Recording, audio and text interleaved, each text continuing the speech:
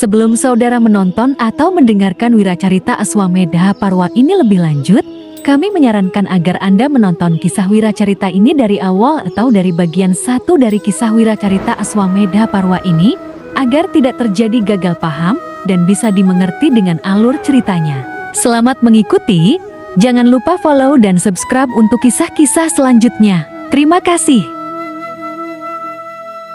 Demikianlah adindaku. Aku ini sudah mempelajari dan sudah pula mengalami keseragaman keadaan di dunia ini.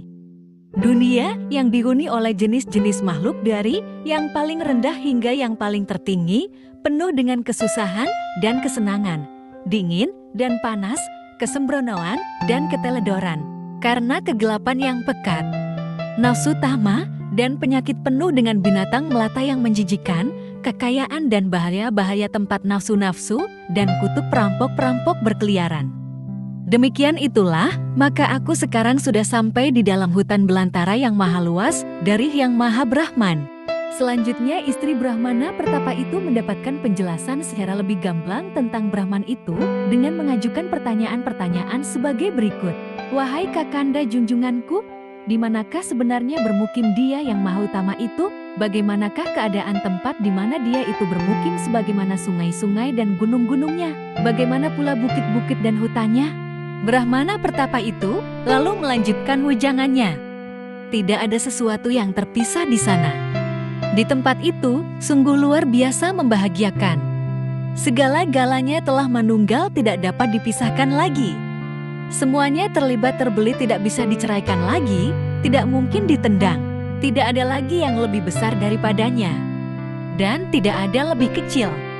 Tidak ada yang lebih membahagiakan dari penunggalan dengan dirinya. Orang suci yang sudah manunggal dengannya seketika itu juga mampu mengatasi perasaan susah dan senang. Dia tidak lagi mengenal perasaan takut, dan demikian juga sebaliknya. Makhluk-makhluk lain tidak pernah merasa ragu-ragu berdekatan dengannya. Kalaupun dilakukan penguraian di tempat itu, terdapat 7 pohon besar, 7 macam buah-buahan, dan 7 orang tamu, ditambah dengan 7 tempat pertapaan, dan 7 cara yoga, dan terakhir 7 bentuk upacara penyucian.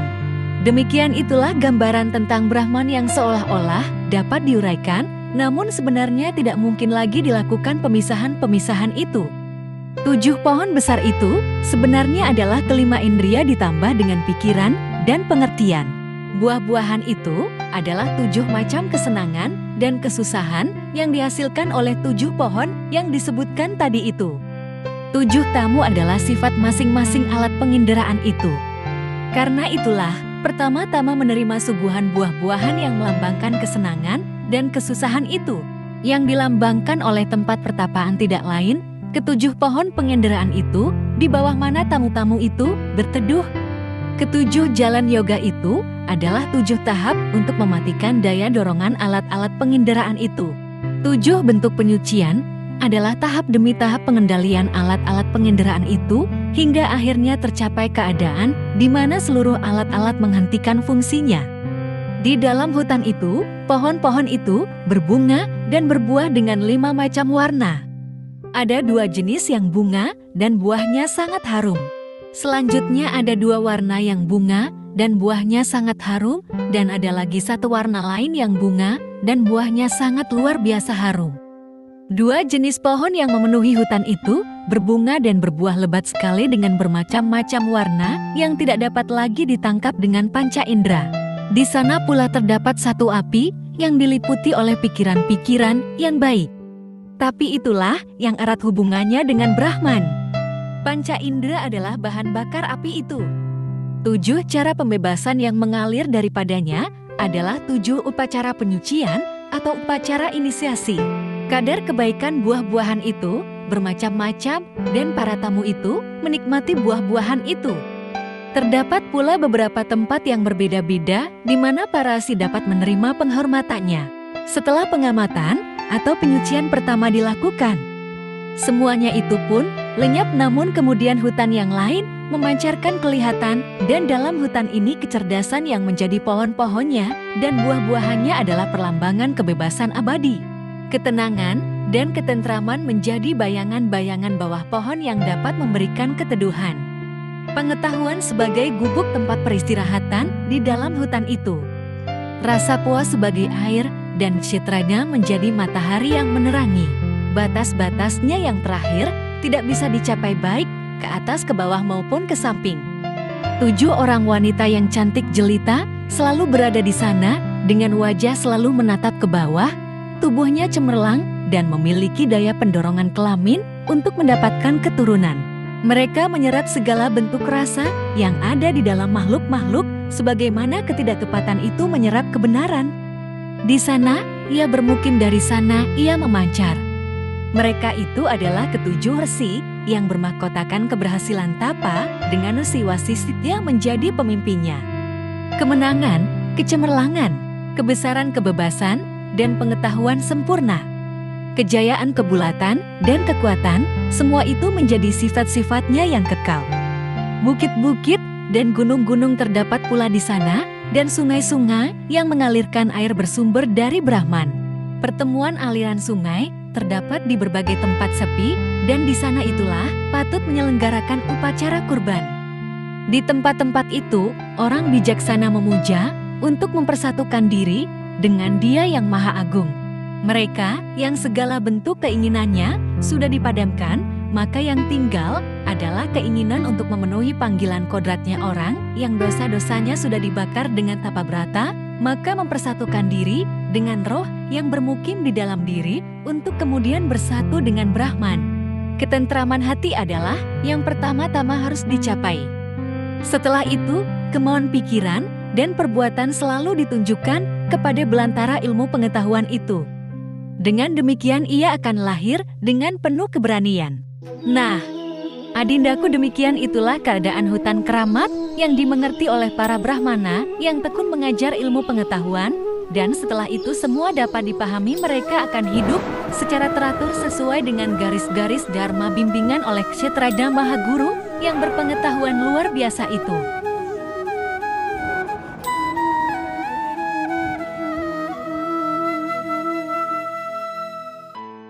Brahmana pertapa itu melanjutkan wejangannya. Sekarang aku tidak memperhatikan bau, tidak peduli terhadap rasa, tidak membedakan warna-warna, tidak membedakan halus kasar, dan tidak diikat lagi oleh suara-suara yang merdu. Aku pun tidak menghiraukan tujuan-tujuan lain selain tujuan pengetahuan sejati. Adalah alam nyata ini yang menginginkan adanya benda-benda kesenangan ini. Sebaliknya ada alam lain yang menolak adanya benda-benda yang ada menimbulkan kebencian itu. Dorongan keinginan dan dorongan penolakan datangnya dari alam itu sesuai dengan arah aliran hawa kehidupan ke atas atau ke bawah, yaitu setelah roh itu memasuki jasad yang mulai hidup ini. Terpisah dari semua itu adalah alam yang lain. Di dalam alam-alam itu bermukim sifat-sifat yang kekal beserta juga roh-roh segala makhluk yang oleh para yogi dapat dilihat permukimannya di dalam badan. Sekarang ini aku bernaung di dalamnya itu. Karena itu aku tidak lagi mengingatkan diri kepada apapun juga. Tidak lagi didorong oleh keinginan dan kebencian, tidak dihisaukan oleh penyakit atau bahkan oleh kematian. Aku tidak menginginkan apa-apa lagi yang bisa menjadi sumber kesenangan. Tidak membenci apapun yang biasanya menimbulkan kebencian. Aku tidak ternoda bersih hening bagaikan butiran embun di atas daun kembang padma. Dengan keteguhan prinsip inilah, aku sekarang memandang semua sifat-sifat alam yang sangat berbeda-beda itu. Meskipun perbuatan dan tindakan masih dilakukan, tetapi gabungan kenikmatan yang diakibatkan oleh perbuatan itu tidak lagi menjadi tujuan pemikiran, sebagaimana berkas-berkas sinar matahari tidak melekat di ruang angkasa yang diluatinya. Sehubungan dengan ini, dengarkanlah sebuah cerita antara seorang Adhwaryu dan seorang yati yang melakukan perbincangan tentang jalan yang patut ditempuh dalam upacara kurban. Sang Adhwaryu pada waktu itu baru saja selesai memercikkan air suci ke atas binatang kurban. Melihat kejadian itu, sang yati lalu bertanya, "Wahai, bukanlah ini suatu pembunuhan?" Tetapi Adhwaryu itu menjawab, "Domba kurban itu tidak akan mati. Binatang yang dikurbankan itu akan menemukan kebaikannya sesuai dengan apa yang digariskan dalam Weda. Apabila Weda itu benar, maka bagian tubuh binatang itu yang berasal dari tanah akan kembali ke tanah. Yang berasal dari air akan kembali ke air. Sinar matanya akan kembali ke matahari. Telinganya akan kembali ke titik-titik di segala penjuru angin. Kelompok prana yang menunjang kehidupannya akan kembali ke angkasa. Aku yang menggunakan kitab suci menjadi pedoman penyelenggaraan upacara kurban ini tidak akan bersalah dalam pembunuhan kurban ini. Yati itu berkata, kalau benar demikian bahwa kambing ini akan menerima pahala kebaikannya, maka upacara yang diselenggarakan ini tentulah untuk kepentingannya. Apakah gunanya upacara ini bagi Anda sendiri? Sudahkah pengorbanan kambing ini direstui oleh kambing-kambing yang lain? Kalau belum, bawalah kembali dia itu ke hadapan teman-temannya. Bukankah apapun juga yang terjadi terhadap kambing ini sangat tergantung dari binatang-binatang sejenisnya itu? Anda harus datang kepada mereka dan meminta pertimbangannya. Setelah mendengarkan apa pendapat mereka, barulah masalah ini kita bahas kembali. Hawa penunjang kehidupan binatang ini sudah dikirim ke tempat asalnya, hanya jasadnya saja yang masih ada di sini. Dengarkanlah apa pendapatku. Orang-orang yang ingin menikmati kesejahteraan diri sendiri dengan mengorbankan jiwa makhluk lain dan jasad yang sudah mati itu diandaikan sebagai bahan bakar dari upacara kurban itu, menurut pendapatku bukankah makhluk itu sendiri yang dikurbankan? Saya mengenal sebuah peraturan suci yang dikatakan sebagai kewajiban yang paling utama, yaitu jangan berbuat kekejaman.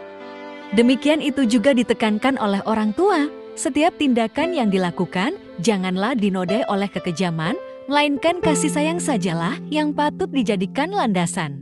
Landasan setiap perbuatan. Bahkan sebenarnya hal ini adalah merupakan sebuah dalil. Janganlah membunuh makhluk hidup dalam keadaan apapun juga. Saya tidak akan menambah-nambah lagi.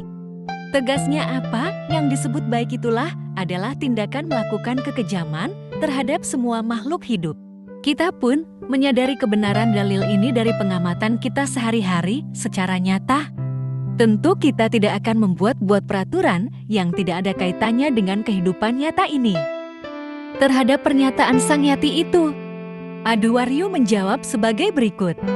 Wahai saudara Yati yang berpengetahuan gemilang, saudara selamanya sudah menikmati segala bentuk bau harum yang sebenarnya milik bumi atau tanah ini. Saudara mengecap rasa nikmat yang sebenarnya milik segala benda yang bersifat cair. Saudara menikmati warna-warna milik segala makhluk bersinar. Saudara merasakan rasa sentuhan yang sebenarnya adalah milik sang angin. Demikian juga saudara menikmati suara-suara yang sebetulnya kepunyaan ether. Sudahkah memikirkan buah-buah pikiran? Dengan menggunakan pikiran, saudara pun pasti mengetahui bahwa semuanya memiliki kehidupan. Dengan demikian sebenarnya saudara tidak bisa mempertahankan diri untuk tidak memusnahkan kehidupan. Sebenarnya untuk mempertahankan kehidupan saudara itu, saudara sudah melakukan pembunuhan-pembunuhan. Tidak ada satupun dari gerakan kita yang dapat membebaskan diri dari kegiatan pembunuhan. Atau bagaimanakah pendapat saudara tentang hal ini? Yati yang memiliki pengetahuan yang cemerlang itu lalu menjelaskan sebagai berikut. Wahai Adhwaryu, ketahuilah bahwa jiwa itu menjelmakan diri dari dua aspek manifestasi, yaitu yang tidak bisa dihancurkan dan yang bisa dihancurkan. Dari keduanya itu yang tidak dapat dihancurkan adalah eksistensi, atau keadaan itu sendiri yang dapat dihancurkan, dan musnah itu sebenarnya tidak ada. Kelompok prana, lidah dengan segala sifatnya, pikiran, kebaikan, juga sifat nafsu-nafsu, semuanya itu termasuk dalam eksistensi atau keadaan yang ada itu. Orang yang dapat membebaskan diri dari kedua sifat kembar yang bertentangan, yang tidak lagi mengharapkan pahala-pahala, memandang semua makhluk itu sama dengan membebaskan diri dari perasaan kemilikan yang menaklukkan dirinya sendiri. Sanggup membebaskan diri dari semua yang ada di sekitarnya. Orang seperti itu tidak akan merasakan perasaan takut yang dari manapun juga sumbernya. Setelah itu, Adhwaryu itu berkata, Sesungguhnya lah saudara mengetahui dengan baik apa yang patut kita semua resapkan. Sungguh tidak rugi saya bersahabat dan bertetangga dengan saudara. Mendengar pendapat saudara itu, saya seolah-olah mendapat pengertian baru. Barangkali saudara ini seorang dewa, tetapi baiklah. Bagaimanapun juga saya tidak merasa bersalah karena saya menyelenggarakan upacara kurban itu dan mengorbankan jiwa binatang itu berdasarkan mantra-mantra serta adat kebiasaan yang sudah diwarisi sejak zaman dahulu kala. Tetapi sekarang kesadaran saya terbuka. Tadinya saya tidak tahu, karena itu janganlah hendaknya kesalahan itu ditimpakan seluruhnya kepada saya yang bodoh ini. Mendengar kata-kata Adhwaryu sedemikian itu, Yati yang bijaksana itu diam saja. Adhwaryu tetap melangsungkan upacaranya, tetapi sekarang didukung dengan pengetahuan yang lebih mendalam.